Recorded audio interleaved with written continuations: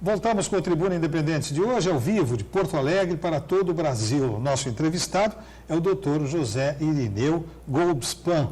Ele é médico nutrólogo e trabalha com medicina sistêmica.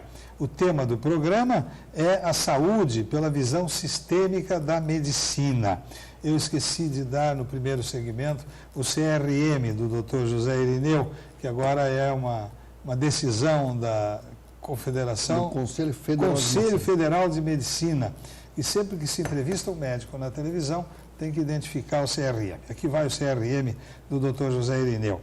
10.097. 10097. É esse o número correto.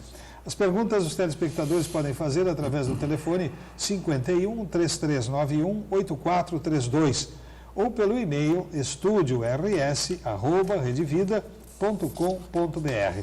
Se mandar e-mail, por favor, identifique a cidade de onde está mandando a sua pergunta.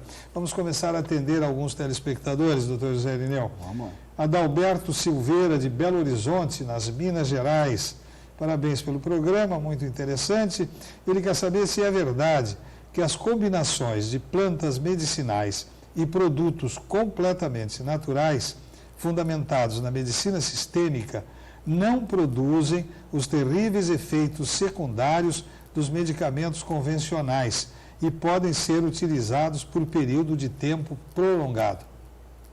A princípio, sim. A questão do efeito colateral, vamos olhar na nossa visão, né? Eu estou olhando a minha visão, não estou olhando a visão clássica.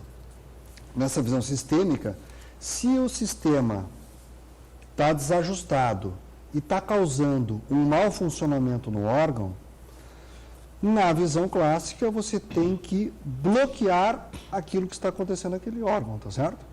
Se você tem uma dor, você usa um antiálgico. Se você tem uma inflamação, você usa um anti-inflamatório, você para a reação inflamatória. Se você tem uma alergia, você usa um antialérgico, você para a reação alérgica. Então, na nossa visão, quando você para aquele processo local, como o sistema está desajustado, ele vai derivar para outro local aquele problema, entendeu? Que está se manifestando ali. Que então poderia ser considerado como efeito colateral.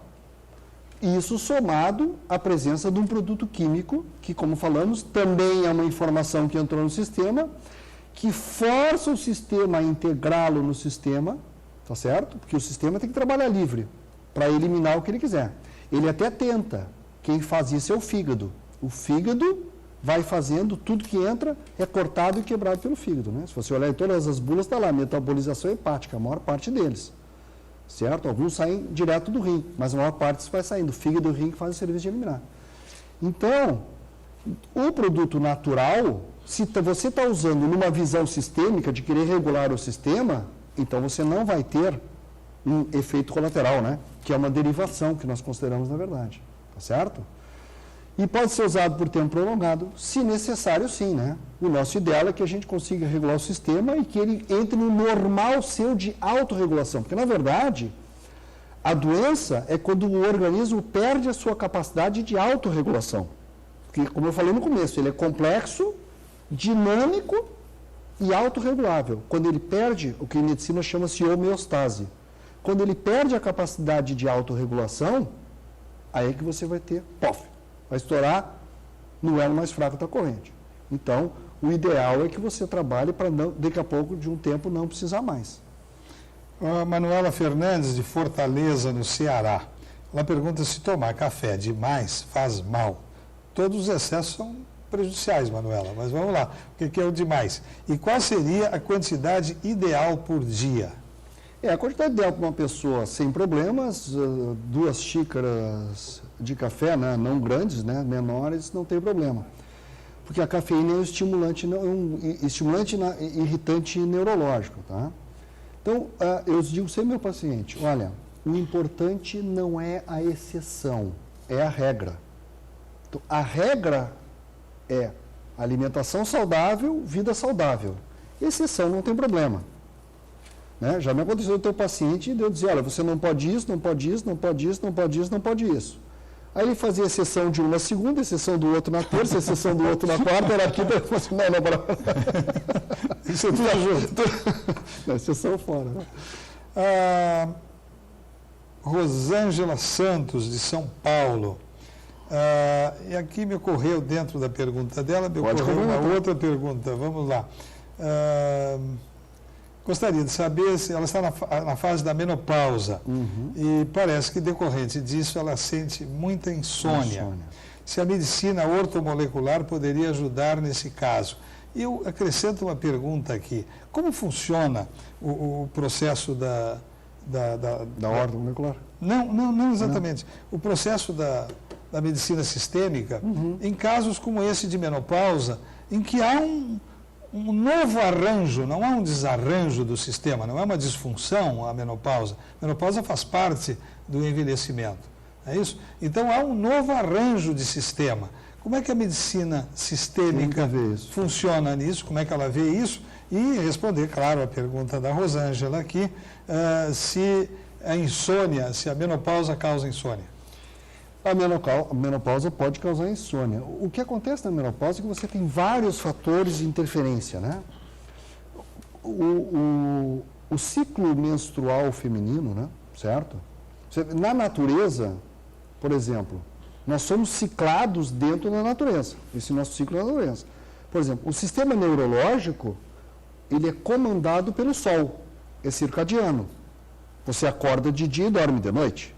Então, esse ciclo liga-desliga de circulação do cérebro neurológico é basicamente pelo Sol. O sistema hormonal é pela Lua. Você tem o mês lunar, 4 luas, né? Crescente, minguante, cheia e nova, 7 dias cada uma. Então, 7 vezes 4, 28. O mês lunar é 28 dias.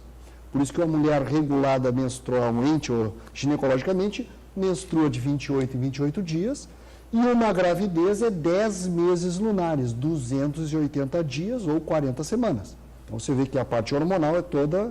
Então você tem vários ciclos, de novo, né? São sistemas e subsistemas, ciclos e subciclos. O problema é que hoje, dentro do ciclo hormonal, na primeira metade do mês, domina o estrógeno. E na segunda metade do mês, domina a progesterona. Então as mulheres ficam... O que faz o estrógeno, o que faz a progesterona? O estrógeno faz crescer as células, certo? E a progesterona faz elas ativarem e funcionarem. Tá. Certo? Então, fica fazendo assim, simplificando, né? Sim. Então fica fazendo assim. Então a mulher, antigamente, a minha vovó, tinha um ciclo em que ela tinha uma quantidade de estrógeno alta uma semana e mais baixa 3 semanas do mês. Hoje, e natural, hoje as mulheres tomam pílula desde os 15, 16 anos, até os 45. E a pílula, para impedir você de engravidar, ela é estrógeno artificial em quantidade, por mínima que seja, muito mais alta e permanentemente alta. Não é só um tempinho, é o tempo inteiro do mês praticamente.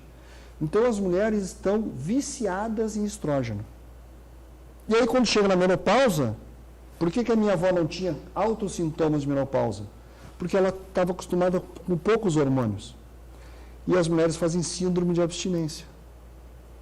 Porque faltou todo aquele estrógeno que ela teve todo em alta quantidade todos aqueles anos. Isso não tem solução. Nós estamos com um problema de problema lá atrás. Se o problema veio de 30 anos antes... É complicado. Mas assim, não. Hoje o que tem? Hoje existem o que chamados hormônios bioidênticos, que são, porque os hormônios normalmente usados são hormônios artificiais e que são usados via oral. Sim. E aí, além de ser artificiais, ao passar pelo fígado, na via oral, eles são quebrados, que é a função do fígado de quebrar. Então, ficam frações que são relativamente cancerínicas, né? Que as pesquisas que fizeram mostrando que estrógeno pode dar câncer, que está sendo o xodó do momento, né? O trauma do momento. O trauma do momento é que estrógeno dá câncer. Eu discordo, porque senão a minha filha que tem 18 anos e todas as amigas delas que têm estrógeno lá na lua teriam câncer, né? E elas não têm. Né? Então não tem lógica esse raciocínio. É que os estudos que mostraram isso foram feitos com o estrógeno artificial e não com as meninas com estrógeno natural. Então o estrógeno artificial é que dá o câncer, tá certo? Então hoje já existem os bioidênticos que são feitos de planta e que são praticamente iguais aos naturais e que ainda são usados em creme, não passa pelo fígado, então o risco deles é praticamente igual ao do jovem. E aí você consegue modular. Mas é que você tem hormônios que fazem várias funções, né, dentro do corpo. Por exemplo, duas funções básicas dos hormônios, nas células, a célula não tem uma hidrelétrica para gerar energia, então ela tem que gerar sua própria energia. Então a célula fica gerando energia. Depois que ela tem energia, ela vai para a produção. Vai produzir lágrima, vai produzir saliva, vai produzir hormônio, vai produzir cabelo, vai produzir colágeno, tá certo? Então, energia, produção, energia, produção. Quem determina para a célula que ela vá para a produção, para a geração de energia ou vá para a produção são os hormônios. Por isso que quando você vai perdendo os hormônios com a idade, a tua geração de energia cai e as tuas produções caem. Que esse é o problema que está acontecendo. Hoje, eu acho que nós vamos ter que caminhar para suplementações naturais e ativação disso. Por quê? De novo, porque se a tendência da menopausa, ou seja, da queda de hormônios é com 50 anos e você vai viver 90, não dá para viver 40 anos sem produção e sem energia. Então nós vamos ter que arranjar um jeito, e é o que a gente está tentando, né? E se consegue muitas vezes, é manter a coisa melhor para que você tenha uma qualidade de vida e um envelhecimento menos precoce, né? Sim, o envelhecimento ser de faixa saudável, etária, envelhecimento saudável. mas com condições físicas. Claro. Não adianta nada chegar aos 90 anos sem poder caminhar, sem coisa nenhuma. Não, porque nós vamos ter que nos aposentar com 70, 75, para não quebrar as previdências, né? Claro. Então, para trabalhar até os 75, eu tenho que estar com condições físicas de 50. Então, eu tenho que fazer as pessoas. Então, o sistema tem que estar... E como é que funciona a medicina sistêmica? Agora a pergunta é minha, pegando uma carona aqui da Rosângela. A medicina sistêmica, como é que ela funciona em casos de menopausa, em casos de envelhecimento, em casos até de osteoporose, por exemplo? Como é que funciona isso com relação a algo que é natural, já que a medicina sistêmica trabalha com processos naturais? Bom, então, você vai avaliar todos os hormônios das pessoas, todos os hormônios, toda a linhagem hormonal, para ver o que está acontecendo de falhas, para tentar, então, reestimular esses órgãos a voltarem a melhorar, maximizar, né? Como eu digo sempre assim, o nosso objetivo é o máximo do possível, porque, na verdade, as pessoas estão com muito menos do que o possível, esse é o problema. Por quê? Por causa das interferências e entradas patológicas, certo? Hoje você tem duas grandes entradas patológicas que são química e física. Química, acidulante, conservante, agrotóxico, espessante, ou seja, o supermercado inteiro. Está contra você, porque está botando informação, lembra? Informação, processamento e integração, está integrando toxinas para dentro de você. E o segundo, esse a gente consegue desintoxicar os pacientes. O segundo é o chamado eletrosmog. O que é eletrosmog? Smog é a neblina, é uma neblina eletrônica. Nós aqui dentro estamos numa neblina eletrônica, com campos eletromagnéticos extremamente potentes. Lembra que no segmento anterior a gente falou das coisas eletromagnéticas, tá certo? Sim. Então, nós estamos sob interferência eletromagnética, você com o celular, com a televisão, com o computador, com a luz, nós estamos sob campos eletromagnéticos intensos. E isso cria, é que esse campo ele é fixo, né? Ele é rígido. Pá! Então você imagina que o sistema que está girando entra uma onda rígida, forte e fixa. Bagunça o sistema. Então, nós temos que trabalhar várias coisas, a gente consegue trabalhar. Agora, a osteoporose é outra questão, né? O que nós temos visto na medicina sistêmica em relação à osteoporose é que os nossos alimentos são muito ácidos. Muito ácidos. Todo o cereal refinado é ácido. Toda a proteína é ácida. Os alimentos não ácidos, ou seja, alcalinos, são os vegetais, as frutas, os legumes. E as pessoas comem cereais refinados e proteínas, né? É pão com queijo, é carne, é bife, é arroz refinado, que é o arroz branco, então tudo é refinado. Então, açúcar branco refinado, né? Eu tinha um amigo meu que brincava que os 4 cavaleiros do Apocalipse são brancos, né? Que é o arroz branco, o açúcar branco, o sal refinado e o arroz, né? Então nós estamos muito acidificados. Bom, não sei quem é urbano, mas quem mora no campo sabe que para você, se você tem um solo ácido, para neutralizar a acidez, você usa calcário. O elemento químico do calcário que neutraliza a acidez é o carbonato de cálcio. Então, o cálcio é um neutralizador de acidez. Então, o organismo usa o cálcio para neutralizar a sua acidez. De onde é que ele vai tirar? Do osso. Tá certo? Então, ele tira cálcio do osso. Então, vai faltando osso. E aí, quem é o órgão que tem que eliminar a acidez? O rim. Então, o cálcio vai para o rim. E o cara faz pedra no rim, né? Claro. Que aí isso acontece no consultório. Mas, doutor, um diz que eu tenho falta de cálcio porque eu tenho osteoporose, mas eu tenho pedra no rim e o outro diz que é excesso de cálcio, porque 85% das pedras, dos cálculos renais são de cálcio, né? Então, na verdade, não, né? O sistema está desajustado, está tirando daqui e botando lá. Outra causa da osteoporose... Como é que você regula isso? Você tem que tirar, desacidificar o meio, né?